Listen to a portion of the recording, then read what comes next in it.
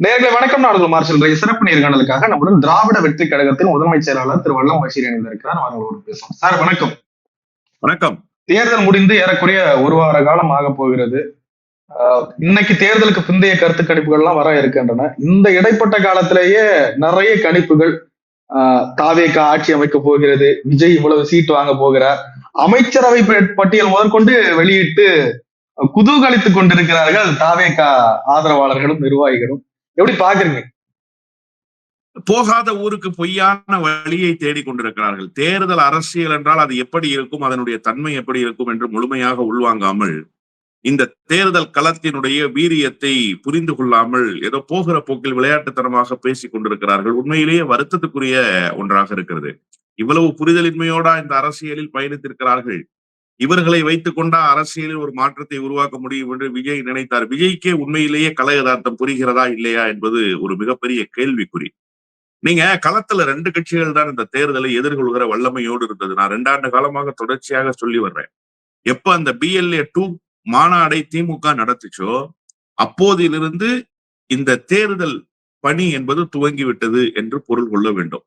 அப்போ எத்தனை நாட்களாக அந்த ட்ரைனிங் செஷன்ஸ் நடந்தது, அவங்க களத்துல எப்படி நின்னாங்க, அப்புறம் SIR இம்ப்ளிமெண்டேஷன் எப்படி வந்தது, அந்த SIR இம்ப்ளிமெண்டேஷன்ல யாருடைய வாக்குகளும் பறிபோய்விடக் கூடாது என்று திமுக ஆற்றிய கடமை, அதுல சொற்பமாக அதிமுகவும் கடமையாற்றியது. அதிமுக கடமை ஆற்றல் சொல்லிடவே முடியாது. அப்ப இந்த 2 கட்சிகள் முழுமையாக அந்த இன்ஃப்ராஸ்ட்ரக்சரோட களத்துல நின்று இந்த தேர்தலை எதிர்கொண்டாங்கல்ல. இது வேற கட்சிகளுக்கு எதற்காவது இருந்ததுன்னா எந்த கட்சிக்கும் இல்லை. இந்த தேர்தல்ல நேரடியாக நான் பார்த்த சாட்சிகளை சொல்றேன். 22, 23 பூத்துகளுக்கு எங்களுடைய மாவட்டத்துக்குள்ள நான் விசிட் பண்றேன். எந்த பூத்லயுமே தாவேகாவுக்கு பூத் ஏஜென்டே கிடையாது. பூத் ஏஜென்ட்ன்றது ரொம்ப அடிப்படையான ஒண்ணு. 1-2 பூத்துகள்ல சின்ன பசங்க 2-3 பேர் உட்கார்ந்துட்டு இருந்தாங்க. அதுல என்ன அப்படின்னா, அந்த பூத் ஏஜென்ட்டுக்கு உண்டான பணி என்னன்னே தெரியாம அந்த பசங்க உட்கார்ந்தாங்க. அதுல ஒரு பொண்ணு ரொம்ப முக்கியமா பாகம் என்னன்னு பார்க்க தெரியாம உட்கார்ந்தது. நான் பல நேர்காணல்களை 2 நாட்களாக சொல்லி வர்றேன். அப்போ பாகம் என்னென்றால் என்னவென்றே தெரியாத ஒருவரை பூத் ஏஜென்ட்டாக போட்டு நீங்க தேர்தல்ல வாக்கு வாங்கிட முடியும், அதன் மூலமாக வெற்றி பெற்ற முடியும், 200 தொகுதிகளுக்கு மேல பெற முடியும் அப்படிங்கிற நம்பிக்கை இருக்குல்ல. இந்த நம்பிக்கையை எப்படி புரிந்து கொள்வதுன்னு கேட்கிறேன். ஒரு கோமாளித்தனமா இல்லையா? இப்ப நீங்க தேர்தலுக்கு உண்டான பணியவே செய்யல. முதல்ல தேர்தல் என்றால் எந்த வடிவத்தில் இருக்கும் என்பதையே முழுமையாக உள்வாங்கல. ஆனா நீங்க என்ன நினைக்கிறீங்க? நான் வெற்றி பெற்று ஆட்சிக்கு வந்துருவேன் அப்படின்னு நினைக்கிறீங்க. எப்படி அந்த வெற்றி பெற்று ஆட்சிக்கு வர முடியும்? நீங்க எக்ஸாமினேஷன் விஜய் அரசியல் என்றது சற்றே மாறுபட்ட அரசியல் இல்லையா? விஜய் என்ற ஒற்றை முகத்துக்காக விஜய் போகாத இடங்களிலேயே விஜய் போயிருக்காரு. இல்ல சார், நான் என்ன கேக்குறேன்னா, மாறுபட்டதுன்னா நீங்க எப்படி அந்த ஸ்ட்ராட்டஜியை மாத்தலாமே தவிர எலெக்ஷன் சினாரியோவே எப்படி மாத்த முடியும்னு கேக்குறேன். நீங்க இந்த மக்கள் எதற்கு பழகி இருக்கிறார்கள், இந்த மக்கள் எந்த வடிவத்தை உள்வாங்கி இருக்கிறார்கள். இப்ப விஜய் ஒரு ஃபார்மேட் கொண்டு வர்றாருல, பூத் ஏஜென்ட் போட மாட்டேன், பிரச்சாரத்துக்கு வரமாட்டேன், ஓட்டு கேட்டு வரமாட்டேன், கேண்டிடேட் பேரை நான் சொல்ல மாட்டேன், கேண்டிடேட் யாருன்னு நீங்க தெரிஞ்சுக்க கூடாது, ஆனா என் முகத்துக்காக ஓட்டு போடணும்ன்றாருல. இந்த ஸ்ட்ரக்சர் தமிழ்நாட்டுல எடுபடுமான்னு நான் கேட்கிறேன். இது வரைக்கும் அப்படி எடுபட்டிருக்கான்னு கேட்கிறேன். அதெல்லாம் ஒண்ணும் இல்ல சார். நீங்க 3 விஷயத்த பார்ப்பாங்க. எந்த கட்சி ஆட்சி அமைக்கிற வல்லமை பெற்றிருக்கு, எந்த கட்சி நலத்திட்டங்களை சிறப்பாக செய்திருக்கு, எந்த கட்சி பரிச்சயமான வேட்பாளரை நிறுத்தியிருக்கு. இது 3 தான் பிரதானமாக இருக்கும். இந்த 3 மையப்படுத்தி தான் வாக்கு பதிவு என்பதே நடைபெறும். இந்த 3 மையப்படுத்தி தான் வாக்கு சேகரிப்பு நடைபெறும். இந்த 3 மையப்படுத்தி தான் தேர்தல் அரசியலை இயங்கும். அப்ப நீங்க இதுல எதையுமே நான் குவாலிஃபை ஆக மாட்டேன், இந்த குவாலிபிகேஷன் எனக்கு தேவையே கிடையாது அப்படின்னு வந்தீங்கன்னா, அந்த மாற்றம் எடுபட்டுச்சா எடுபடலையான்றது இன்னொரு 4-5 நாள்ல பாத்துருவோமே. என்ன ரிசல்ட்ன்றது தெரிஞ்சிட போது. அந்த ரிசல்ட் என்னன்றது நமக்கு இப்பவே தெரியும். விஜய் உட்பட அந்த கட்சியின் சார்பில் போட்டியிட்ட அனைவரும் தோல்வியை தழுவுவார்கள். அவ்வளவுதான் யதார்த்தமான உண்மை. இதுல டெபாசிட் கிடைச்சா புதுக்கோட்டை மாதிரியான இடங்கள்ல டெபாசிட் கிடைக்கும். அண்ணன் KM ஷெரீப் மாதிரி அரசியலின் ஆழாகலம் புரிந்தவர்கள் போட்டியிட்டாங்க இல்லையா, செங்கோட்டையை மாதிரி போட்டியிட்டாங்க இல்லையா, அந்த இடங்கள்ல வேண்டுமானால் டெபாசிட் கிடைக்கலாம், 2வது இடம் வரலாம், 3வது இடம் வரலாமே தவிர அதை தாண்டி வேறு ஒரு பெரிய மாற்றத்தை எல்லாம் விஜயால் ஏற்படுத்த முடியாது. விஜயினுடைய அரசியல் என்பது எடுபடாது என்பதை தேர்தல் வாக்கு எண்ணிக்கையினால் உணர்த்தும். இல்ல, தேர்தலுக்கு முந்தைய நிலையில எப்படி எல்லாம் பேசிட்டு இருந்தாங்க, இப்படி போடாகாது, இப்படி இது ஆகாது. ஆனா நிறைய பத்திரிகையாளர்கள்லாம் பேசுறது தேர்தலுக்கு பிறகு எங்களுக்கு அப்படி தோணல.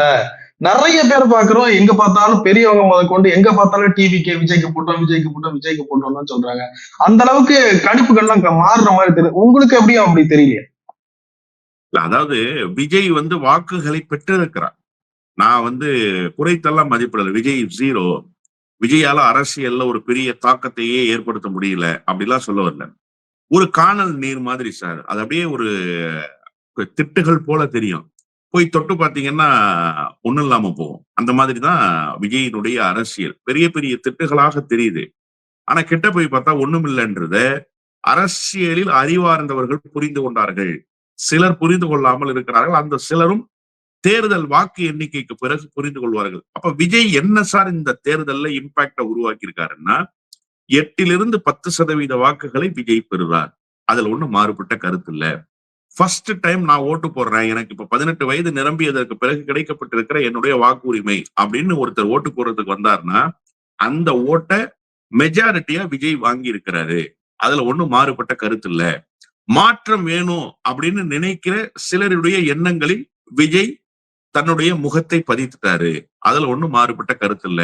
ஆனா இது எல்லாம் கடந்து தேர்தல் அரசியல் என்பது வேறாக இருக்குன்னு நான் சொல்றேன். இந்த தேர்தல் அரசியலுக்கு விஜய் பழகுவதற்கே இன்னும் 10 ஆண்டுகள் ஆகும்னு நான் சொல்றேன். விஜய் தன்னுடைய சொந்த தொகுதியிலேயே போய் கேம்பெயின் பண்ணலையே சார். அப்படி கேம்பெயின் பண்ணாம முகத்தை காட்டாமல் விஜய் வாக்குகளை அறுவடை செய்கிற அளவுக்கு விஜய் என்ன மேற்கே உதித்த மேன்மை சூரியனா? விஜய் என்ன புரட்சி தலைவர் எம்ஜிஆரா? அவ்வளவு பெரிய கரிஷ்மா இருக்கா? நீங்க திரையில் தோன்றுகிற தலைவர்கள் எப்படி இருப்பாங்க? எல்லாருக்கும் எம்ஜிஆர் தான் முன்மாதிரி. அப்ப எம்ஜிஆர் மாதிரியே இருக்காரா? சிவாஜி படுதோல்வியை தழுவின வரலாறு உண்டு. கமலஹாசன் படுதோல்வியை தழுவின வரலாறு உண்டு. அந்த வரலாற்றில் தான் விஜய்க்கு இடம் கிடைக்குமே தவிர, நீங்க ஒரு எம்ஜிஆர் வெற்றி பெற்றார். அந்த எம்ஜிஆருக்கு பின்னாடி இருந்த அரசியல் என்ன? அந்த எம்ஜிஆர் எத்தகைய அரசியலை முன்னெடுத்தார்? இதெல்லாம் நீங்க கவனத்துல கொள்ளணும்ல. அதுக்கு முன்பு ட்ராக் ரெக்கார்டு என்ன எம்ஜிஆருக்கு? எம்ஜிஆர் எத்தனை மக்களை தன் தோளோடு தோள் தழுவி கொண்டார்? எத்தனை மக்களை ஆற அணைத்து கொண்டார்? நீங்க என்னைக்காவது ஒருத்தரை போய் நேர்ல சந்திச்சதாக வரலாறு உண்டா? இந்த கேண்டிடேட் அறிவிக்கிற அன்னைக்கு தான் ஒருவரோடு ஒருவரை ஒட்டி உறவாடுகிற வாய்ப்பையே நீங்க தந்தீங்க. அதுக்கு முன்பு ஒரு பூஷ்வா மனநிலையில இருந்தீங்க. உங்களால பாதிக்கப்பட்டவர்களை கூட நீங்க போய் பார்க்க முடியாத மனநிலையில இருந்தீங்க. இது என்ன பெரிய தாக்கத்தை ஏற்படுத்திடும் நான் கேட்கிறேன். நீங்க என்ன பெரிய இம்பாக்ட மக்கள் மத்தியில உருவாக்கிட்டீங்கன்னு நான் கேட்கிறேன். அதெல்லாம் ஒண்ணும் இல்லை. ஆனா விஜய் ஃபேக்டர்னு ஒண்ணு இந்த தேர்தல்ல இருக்கு. அது ஒரு 8% வாக்காக இருக்கும். அதிகபட்சமாக 10% வாக்காக இருக்கும். அவ்வளவுதானே தவிர அதை தாண்டி இந்த பத்திரிகையாளர்கள் சொல்றாங்க, தேர்தல் வியூக வகுப்பாளர்கள் சொல்றாங்க, கருத்து கணிப்பை உள்வாங்கியவர்கள் சொல்றாங்க. அதெல்லாம் வெளியில் இருந்து பார்க்கிற பார்வை. களத்துல நாம் போய் தொகுதிகள்ல பிரச்சாரம் பண்ண போனவன் ஒவ்வொரு தொகுதியாக சென்று மக்களிடத்துல வாக்கு சேகரிக்கிற போது அந்த மக்கள் முகங்களில் இருந்த தகவல் இருக்குல்ல, அதை உள்வாங்கிய அடிப்படையில் நான் சொல்றேன், விஜய் களத்திலேயே இல்ல.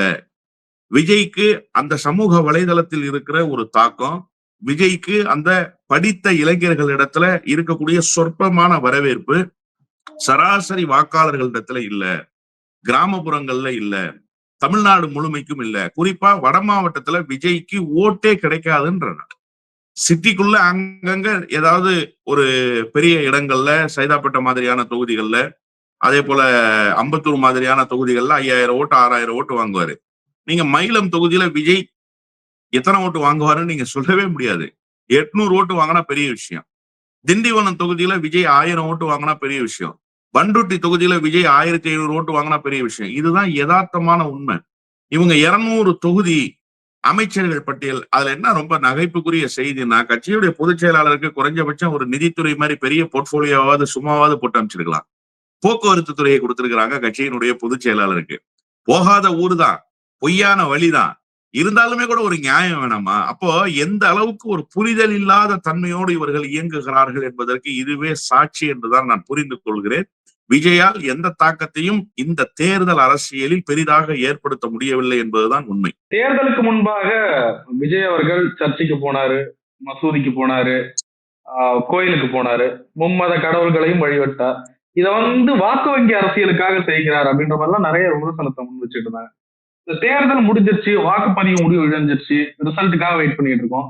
இப்போ திருச்செந்தூர் போனாரு, இப்போ சீரடி சாய்பாபா கோயிலுக்கு போயிருக்காரு. இப்போ அடுத்த கட்டமா மெக்காவுக்கு போறதாகவும் உங்க சமூக வலைதளங்கள்ல தகவல் வந்துட்டு இருக்கு.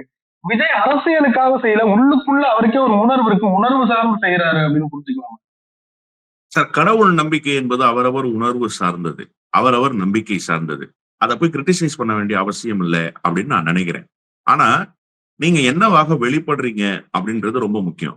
உங்களுடைய மதம், உங்களுடைய நம்பிக்கை என்பது உங்களுக்கானது. அது பொது வாழ்க்கைக்கோ ஒரு அரசியலுக்கோ பயன்படக்கூடியதா அப்படின்னு கேட்டா, அரசியலுக்கும் இறை நம்பிக்கைக்கும் துளி அளவும் சம்பந்தம் இல்லை அப்படிங்கிறது தான் உண்மை. ஜோசப் விஜய் என்கிற பெயரை அண்ணன் ஹெச் ராஜா இந்த தமிழ்நாட்டுக்கு அறிமுகப்படுத்துகிற வரை அவருடைய பெயர் விஜய் தான். ஹெச் ராஜா சொல்லிதான் ஜோசப் விஜய்ன்றது தெரியும். ஆனா நீங்க திருச்சி கிழக்கு அப்படிங்கும் போது ஜோசப் விஜய் அப்படின்றீங்க. அப்ப ஏன் அந்த ஜோசப் விஜய்ங்கிற பேர் இத்தனை நாட்களாக இல்லாம இப்போ உங்களுக்கு திடீர்னு தேவைப்படுது? அப்போ ஒரு ஐடென்டிபிகேஷனுக்குள்ள நீங்க வர்றீங்க. நான் ஒரு கிறிஸ்தவர், நான் ஒரு சிறுபான்மையினர் அப்படின்னு சொல்லி. அப்ப அதுல நீங்க ஸ்டாண்டா நிக்கிறீங்களா? உண்மையிலேயே உங்கள் நம்பிக்கை கிறிஸ்தவ நம்பிக்கை தானா? தாராளமா நில்லுங்க, தப்பு கிடையாது. ஏன் கிறிஸ்தவர்கள் அரசியலுக்கு வரக்கூடாதா? கண்டிப்பா வரலாம். 100 விழுக்காடு முதலமைச்சர் ஆகலாம்.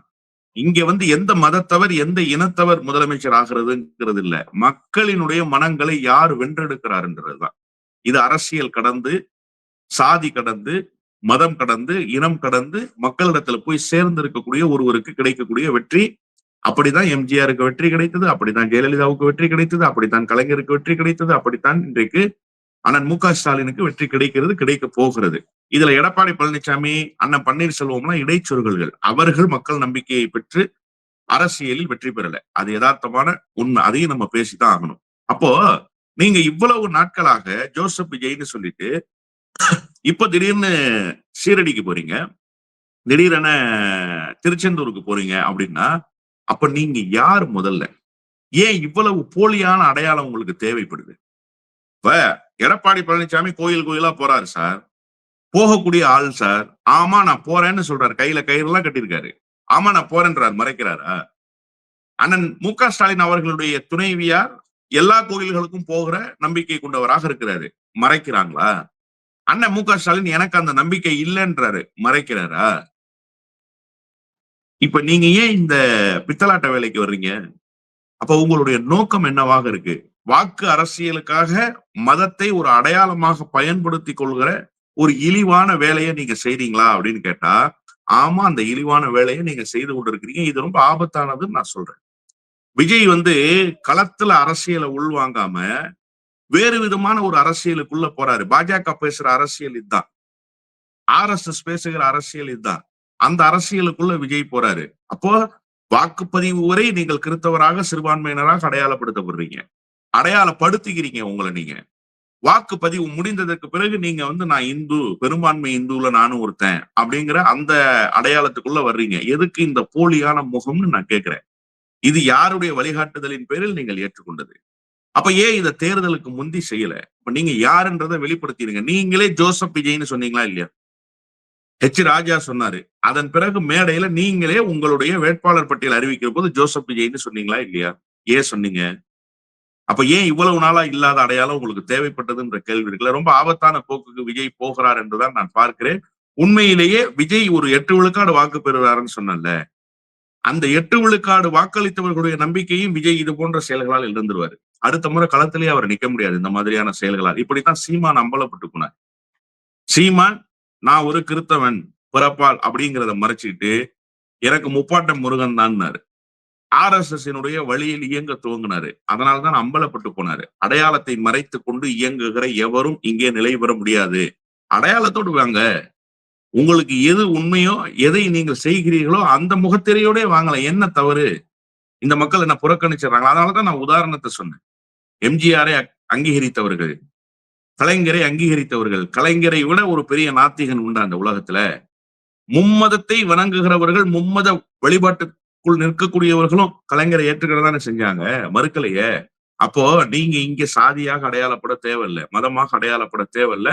ஒரு பெரிய அடையாள அரசியலுக்குள் போனால் தனக்கென ஒரு அங்கீகாரம் கிடைத்துவிடும் என்கிற போலியான நம்பிக்கைக்குள் விஜய் சிக்கொண்டிருக்கிறார். இது ஆபத்தான போக்குன்னு தான் நான் பாக்குறேன். தேர்தலுக்கு பிறகு திராவிட முன்னேற்ற கழகம் தன்னுடைய நம்பிக்கையை இழந்து விட்டது. ரொம்ப கம்ஃபர்டபுளா ஜெயிப்பாங்க அப்படின்னு நினைச்சிட்டு இருந்தாங்க. ஆனா இப்போ ஒரு நெருக்கடியான சூழலை உணர்றாங்க அப்படின்ற மாதிரி எல்லாம் சிலர் பேசிட்டு இருக்காங்க. அந்த கருத்து உண்மைங்களா? இல்ல, திராவிட முன்னேற்ற கழகம் எந்தவித நம்பிக்கையும் இழக்கவில்லை. அன்றைக்கு இருந்த அதே நம்பிக்கையோடு இன்றைக்கும் இருக்கிறது. வெல்வோம் 200, படைப்போம் வரலாறுன்னு சொன்னார் முதலமைச்சர். அந்த நம்பிக்கையில் தான் தேர்தல் களத்திலே நின்றார்கள். அந்த நம்பிக்கையில் தான் தேர்தலை எதிர்கொண்டார்கள். அதே நம்பிக்கையோடு தான் இன்றைக்கு வாக்கு எண்ணிக்கைக்காக காத்திருக்கிறார்கள். வாக்கு எண்ணிக்கை நாளில் அந்த நம்பிக்கை மெய்ப்படும். அதுல ஒண்ணும் மாறுபட்ட கருத்துக்கு இடமே இல்லை. எந்த இடத்துல நம்பிக்கை குறைஞ்சு போச்சு?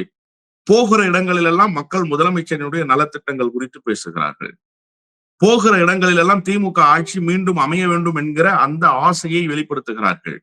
எல்லா இடங்களிலும் பெரிய வரவேற்பு இருக்கிறது. இந்த எலெக்ஷன் கேம்பெயின்லயே அது வெளிப்பட்டதா இல்லையா? எடப்பாடி பழனிசாமியால உதயநிதிக்கு திரளுகிற கூட்டத்தை போல ஒரு கூட்டத்தை திரட்ட முடியலன்றதுனாலதானே உதயநிதி செத்து போயிடணும்லாம் சாப விட்டாரு. அண்ணன் மு.க. ஸ்டாலினுக்கு திரள்வதை போல ஒரு கூட்டத்தை தன்னால் திரட்ட முடியவில்லையே, தனக்கு திரளவில்லையே என்கிற வருத்தத்தில் தானே இந்த தேர்தல் களத்துல தடுமாறி போனாரு. கொரோனா உங்களை எப்பயோ கொண்டு போயிருக்கும்ன்றாரு. தடுமாறி போய் பேசுறாரு. தொடர்ச்சியாக அவதூறுகளை பரப்புறாரு. அவரால் நான் இந்த ஆண்டு காலம் பயணிச்சேனே அரசியல்ல, 4.5 ஆண்டு காலம் முதலமைச்சராக இருந்தபோது இந்த மக்களுக்கு இதை செய்தேன்னு சொல்லி ஓட்டு கேட்க முடியலையே. தேர்தல் அறிக்கையை சொல்லி ஓட்டு கேட்க முடியலையே. அப்போ ஏதோ ஒரு தடுமாற்றம் அவரிடத்துல எழுந்ததற்கு காரணம் திமுகவுக்கு இருந்த நம்பிக்கை தானே, திமுகவுக்கு களத்துல இருந்த செல்வாக்கு தானே. அதனாலதானே நிலை குலைந்து போறாரு எடப்பாடி பழனிசாமி. அப்ப திமுக எங்க தடுமாற்றத்துல இருந்தது? எங்காவது ஒரு இடத்துல திமுக வைத்த நம்பிக்கை குறைகிற அளவுக்கு எங்காவது ஒரு அரசியல் இருந்ததா? அதற்குண்டான சூழல் எங்காவது இருந்ததா? எந்த இடத்திலும் இல்ல. அன்றைக்கு சொன்ன அதே நம்பிக்கை, வெளிப்படுத்திய அதே நம்பிக்கை தான் திமுக இப்போதும் களத்திலே இருக்கிறது, இனியும் களத்திலே இருக்கும். அந்த நம்பிக்கையை திமுக வென்றெடுக்கும். அதுல ஒண்ணும் மாறுபட்ட கருத்து இல்லை. இதுல நம்பிக்கை எண்ணிக்கையிலேயே அதே நம்பிக்கை இருக்கா? 180 பிளஸ் இருந்தாங்க, 200 பிளஸ் இருந்தாங்க. இப்ப அந்த நம்பிக்கை ஓரளவு நெருக்கடியான சூழல்ல திமுக ஜெயிக்கும். அல்லது சிலர் சொல்றாங்க ஹங் அசம்பிளிக்கு வாய்ப்பு இருக்கு, மெஜாரிட்டி யாருக்குமே கிடைக்காது, திமுக ஒரு மைனாரிட்டி கவர்மெண்ட் தான் ஃபார்ம் பண்ணுன்ற. சார், 100 விழுக்காடு திமுக அறுதி பெரும்பான்மையோட ஆட்சி அமைக்குது. அதுல ஒண்ணும் மாறுபட்ட கருத்து இல்ல. இவங்க ஒரு விஜய் ஃபேக்டர் இருக்கிற மாதிரி சொல்லி, விஜய்க்கு ஏதோ ஒரு பெரிய வெற்றி தேர்தலில் கிடைக்க போற மாதிரி சொல்லி ஒரு மாய தோற்றத்தை உருவாக்குறாங்க. அதெல்லாம் ஒண்ணுமே இல்லைன்றதுதான் யதார்த்தமான உண்மை. வாக்கு எண்ணிக்கை நாள் இதை உணர்த்தும். இன்னொரு முக்கியமான விஷயம் நீங்க தெரிஞ்சுக்கங்க. இந்த தேர்தல் களத்தில் மிகப்பெரிய தடுமாற்றத்துக்கு உள்ளானது அதிமுக தானே தவிர திமுக இல்லை. ஏன்னா திமுகவினுடைய இந்த தேர்தல் அணுகுமுறை இருக்குல்ல, அதுல ஒரு சின்ன சேஞ்ச் இருக்கு, அதுல ஒரு சின்ன டேமேஜ் இருக்குங்கிறத நான் மறுக்கவே விரும்பல. கண்டிப்பா இருக்கு. அது எப்படி இருக்குங்கிறத நான் ரொம்ப துல்லியமா சொல்லிடுறேன். 10,000 ஓட்டு வித்தியாசத்தில் வெற்றி பெறுகிற தொகுதிகளில் இப்ப 2,000 வாக்கு வித்தியாசத்துல, 3,000 வாக்கு வித்தியாசத்துல வெற்றி பெறுறாங்க. 5,000 வாக்கு வித்தியாசத்தில் வெற்றி பெறுகிற தொகுதிகளில் 1000 வாக்கு வித்தியாசத்தில் வெற்றி பெறுகிறார்கள், 800 வாக்குகள் வித்தியாசத்தில் வெற்றி பெறுகிறார்கள். இப்படித்தான் அந்த வெற்றியினுடைய சதவிகிதம் குறைந்திருக்கே தவிர திமுக வெற்றி பெறாது, அதனுடைய வெற்றி மடைமாற்றம் செய்யப்பட்டுருச்சு, அது அறுதி பெரும்பான்மை பெறாது. அந்த சூழல் இல்ல சார் களத்துல. அந்த சூழல் இல்லை. ஏன்னா திமுக இந்த எலெக்ஷனை அணுகணும்னு தொடங்கின பணி இருக்குல்ல, அது கடந்த ஆண்டு துவங்கப்பட்ட பணி. அப்போ ஒவ்வொரு தொகுதியிலும் திமுக 30,000 ஓட்டு 40,000 ஓட்டு லீடிங்ல ஜெயிக்கும்னு இருந்த இடம். இப்ப பெரம்பூர்ல ஆர்.டி. சேகர் கடந்த முறை ஏறக்குறைய 45,000 வாக்குகள் வித்தியாசத்துல வெற்றி பெற்றாரு. இந்த முறை ஒரு 30,000 வாக்குகள் வித்தியாசத்துல வெற்றி பெறுவார், 25,000 வாக்குகள் வித்தியாசத்துல வெற்றி பெறுவார். அவ்வளவுதான் மாற்றங்கள் இருக்குமே தவிர திமுகவுக்கு அறுதி பெரும்பான்மை கிடைக்காது, தொங்கு சட்டசபை அமைஞ்சு போயிடும். அதெல்லாம் ஒண்ணுமே இல்லை சார். நீங்க எழுதி வைத்துக் கொள்ளுங்கள், 185 இடங்களை திமுக கூட்டணி பெறும். அதுல ஒண்ணும் மாறுபட்ட கருத்துக்கு இடமே இல்லை. இன்னும் கூடுதலான இடங்களை பெறுவதற்கான வாய்ப்புகள் தான் இருக்கிறதே தவிர இதுல குறைவதற்கான வாய்ப்புகளே இல்லை. நிறைய ஒரு கேள்வி சார். நம்ம இந்த தமிழ்நாட்டை பொறுத்த வரைக்கும் இந்த தேர்தல் களம், கருத்து கணிப்பு, தேர்தல் முடிவுகள் இதை நோக்கி நம்ம பயணிச்சுக்கிட்டு இருக்கோம், இதை பத்தி பேசிக்கிட்டு இருக்கோம். இதை கடந்து மத்திய அரசு சில விஷயங்களை எல்லாம் செய்து கொண்டே இருக்கிறது பாஜக அரசு. ஒன்று, பாண்டிச்சேரியில மும்மொழி கொள்கை அமல்படுத்தப்பட்டு அங்க கட்டாய மொழியான பிரெஞ்சு நீக்கப்பட்டு ஹிந்தி கட்டாயமாக்கப்படுவதாக தகவல். இன்னொரு பக்கம் ஆம் ஆத்மியை சார்ந்த 7 எம்பிக்கள், மாநிலங்களவை எம்பிக்கள் அப்படியே பாஜகவுக்கு போயிருக்காங்க. அது லீகலா சரின்னு சொல்லி அதை துணை குடியரசுத் தலைவர் ஏத்துக்கிட்டு இருக்காரு. இன்னொரு பக்கம் இந்த மாதிரியான செயல்பாடுகள்ல பாஜக ஈடுபடும், இதை எப்படி பாக்குறீங்க? பாஜக இந்த குதிரை பேர அரசியலிலிருந்து துளி அளவும் விலகாது என்பதற்கு இவையெல்லாம் சாட்சி. நீங்க முதல்ல நம்ம ஆம் ஆத்மி விவகாரத்துக்கே வருவோமே. ஒரு கட்சியை சிதைப்பதற்கு முடிவெடுத்து சிதைக்கிறீங்க அப்படின்னா அதுக்கு ஒரு நியாயம் கற்பிக்கிறார்ல துணை குடியரசுத் தலைவர். இது ஒரு அவமானகரமான போக்குன்னு நான் பாக்குறேன். காரணம் என்ன அப்படின்னு சொன்னா, கட்சி தாவல் தடை சட்டம் எந்த எம்பிக்கு பொருந்தும் எந்த எம்பிக்கு பொருந்தாதுங்கிற ஆய்வை தாண்டி தார்மீக அடிப்படையில் இது சரி, இது ஏற்புடையதுதான் அப்படின்னா, அப்ப நீங்க அவங்கள ஒரு தனி பேனலா இயங்குறதுக்கு அங்கீகரிச்சிருக்கீங்களா, அந்த கிளாரிபிகேஷன் கொடுத்திருக்கீங்களா அப்படிங்கிறது ரொம்ப முக்கியம். இது பல நாட்களாக நடைபெறுது சார் அரசியல். அந்த கட்சி தாவல் தடை சட்டம் வந்ததுக்கு பிறகு நேரடியா போய் மாறுறது இல்ல. என்ன பண்ணிடுவாங்கன்னா, நாங்க தான் உண்மையான ஆம் ஆத்மின்னு ஒரு டீம் இயங்கும். இது மதிமுகல அண்ணன் செஞ்சியாரு எல்ஜி இயக்குனது. அதே மாதிரி தமாகால இருந்து பிரிஞ்சு அண்ணா ஹக்கீம் மாதிரியான ஆட்கள் நாங்க தான் உண்மையான தமாகான்னு இயக்குனாங்க. தேமுதிகல இருந்து ஒரு டீம் பிரிஞ்சு மக்கள் தேமுதிகன்னு இயங்குச்சு. இந்த மாதிரி இது நாங்க தான் அப்படின்னு சொல்லி ஒரு ஸ்ட்ரக்சரை உருவாக்கி இயக்க முடியுமே தவிர கட்சி தாவ முடியாது. ஆனா இப்ப நீங்க ஆம் ஆத்மியில இருந்து அவர்கள் பாரதிய ஜனதா கட்சியிலேயே இணைகிறார்கள்னு சொன்னா, அப்ப ஆம் ஆத்மி கட்சியினுடைய சட்டமன்ற உறுப்பினர்களினுடைய பெரும்பான்மையின் மூலமாக மாநிலங்களவைக்கு தேர்ந்தெடுக்கப்பட்டவர்கள் அந்த கட்சியிலிருந்து விலகி இன்னொரு கட்சியில் சேருவது எப்படி ஏற்புடையதாக இருக்கும், அவங்க எப்படி தொடர முடியும்னு நான் கேட்கிறேன். அப்போ நீங்க குதிரை பேர அரசியலுக்கு மட்டும் வழிவகுக்கல, அதை கடந்து ஒரு கேவலமான இழிவான அரசியலை முன்னெடுப்பதற்கு துணை நிற்கிறீங்கன்ற. இது ஒரு அவமானகரமான போக்கு. அதை ஒரு துணை குடியரசுத் தலைவரே செய்யக்கூடாது. பாஜக இதை தொடர்ச்சியாக செய்து வருது. அடுத்து பிரெஞ்சு மொழியில எந்த மாநிலத்தினுடைய ஆதார சுருதியாக இருக்கிறதோ அந்த மொழியிலேயே நீங்க கை வச்சிருக்கீங்க. இங்க தமிழ் என்பது உணர்வு சார்ந்தது. நீங்க பிரெஞ்சு போய் அங்க கை வைக்கிறீங்க. அது உணர்வு சார்ந்தது இல்ல. அந்த மக்கள் எத்தகைய வாழ்வாதாரத்தை தங்களுக்கானதாக அமைத்துக் கொண்டார்களோ அந்த வாழ்வாதாரத்துக்கு ஆதார சுருதியாக இருக்கிறது சார் பிரெஞ்சு மொழி. நீங்க ஓவரால் தமிழ்நாட்டுக்குள்ள பாத்தீங்க அப்படின்னு சொன்னா, தமிழ் மொழி தாய்மொழியாக கொண்டவர்கள், தமிழ் மொழிக்காக தொடர்ந்து குரல் கொடுப்பவர்கள், இது ஒரு பக்கம். அந்த பக்கம் புதுச்சேரியில பாத்தீங்கன்னா, புதுச்சேரிக்குள்ள பிரெஞ்சு மொழியை தாய்மொழியாக கொண்டவர்கள் என்பதை தாண்டி அங்கிருந்து பிரான்ஸ் போனவங்க, போய் வந்தவர்கள், அதன் மூலமாக அந்த மொழி அப்போ எப்ப அது யூனியன் பிரதேசமாக மாறிச்சோ, காலனி ஆதிக்கத்திலிருந்து எப்ப யூனியன் பிரதேசம் ஆச்சோ அப்பையிலிருந்து இப்போது வரை பேசப்படுகிற மொழி வழக்கத்தில் இருக்கிற ஒரு மொழி. நீங்க திட்டமிட்டு அந்த மொழியை சிதைக்க நினைக்கிறீங்க. இதன் மூலமாக நீங்க சொல்ல விரும்புவது என்னன்னு கேட்கிறேன். என் தட்டுல என்ன சாப்பாடு இருக்கணும்னு நீங்க முடிவு பண்றீங்க, நான் என்ன மொழி பேசணும்னு நீங்க முடிவு பண்றீங்க. ஒரு மாநிலத்தினுடைய ஆதார சுருதியாக இருக்கிற மொழியை நசுக்கணும்னு நினைக்கிறீங்க. இதைத்தான் ஒன்றிய அரசு தொடர்ச்சியாக செய்து வருது. ஒன்றிய அரசினுடைய இந்த கட்டுப்பாடற்ற காட்டாற்று வெள்ளம் போல போகிற இந்த போக்கு இருக்குல்ல, இது ரொம்ப ரொம்ப பேராபத்து. இது இந்தியாவினுடைய நலனுக்கு நல்லதில்லை அப்படின்றதுதான் ஒன்றிய அரசுக்கு சொல்ல வேண்டிய செய்தி. அது என்ன சார் செய்தி, ஒன்றிய அரசுக்கு தெரியாதான்? ஆமா, தெரிஞ்சே செய்கிறார்கள். இந்தியா என்கிற அந்த கட்டமைப்பை சுக்கு சுக்காக சிதைக்க வேண்டும் என்று பாஜக கருதுது. ஒரே இந்தியா, ஒரே மொழி, ஒரே தேர்தல், இதெல்லாம் இந்தியாவினுடைய பன்முகத்தன்மைக்கு பேராபத்தை உருவாக்கும். அதற்கு எல்லா வகையிலும் இந்த அரசு துணை போகிறது. இது ஒரு நல்ல அணுகுமுறை அல்ல. இந்தியாவினுடைய தன்மைக்கு இது பேராபத்து. நிறைய விஷயங்களை பேச முடியும். ரொம்ப நன்றி சார். நன்றி.